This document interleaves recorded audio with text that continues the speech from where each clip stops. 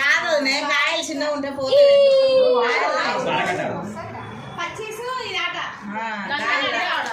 అదో కాయలు లావు ఉంటాయి.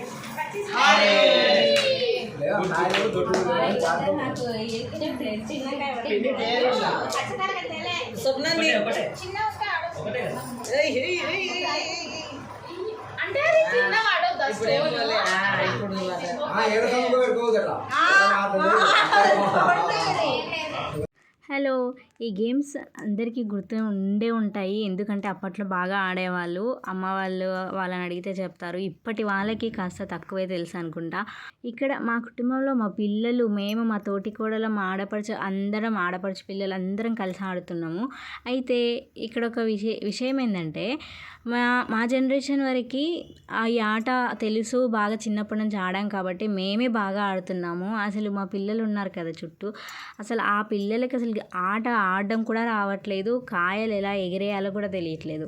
అసలు నిజంగా ఇవన్నీ మనం పరిచయం చేయకపోతే కూడా వాళ్ళకి తెలియదు, ఎప్పటికైనా తెలుసుకునే ఛాన్స్ ఉండదు. ఎందుకు అంటే ఇప్పుడు మనము ఆడాక వాళ్ళతో పాటు ఫ్రెండ్స్తో ఆడాక వాళ్ళకి అంటే ఇది అయితే మనకు స్కూల్లో చెప్పరు.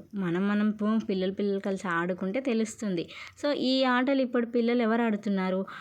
ఎప్పుడు ఫోన్ పట్టుకున్నామా, ఫోన్లో మునిగామా, అవన్నీ చూస్తూ రీల్స్. మరి ఫోన్లో కూడా ఎంతో నేర్చుకోవడానికి ఉంటుంది, కానీ ఆ రీల్స్ చూస్తూ టైం వేస్ట్ చేసుకోవడం తప్ప నేర్చుకోవడానికి ఒక్కటి ప్రయత్నించరు. సో ఇక్కడ నిజంగా చూస్తే నవ్వొచ్చింది, కానీ పిల్లలకు ఆట రాకైతే చాలా ఇబ్బంది పడ్డారు.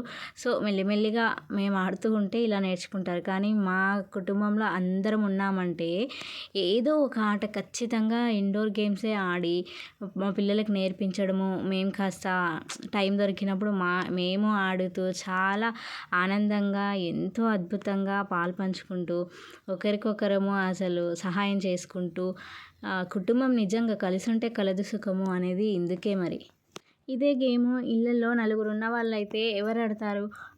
ఒక పక్క టీవీ చూస్తూ ఒకరు, ఒక పక్క వంట చేస్తూ, ఇంకో పక్క బుక్స్ పట్టుకొని పిల్లలు, భార్యాభర్తలు, పిల్లలు ఉన్నట్లయితే అదే నలుగురం కలిసామంటే ఒక జ్ఞాపకంగా ఉండాలి.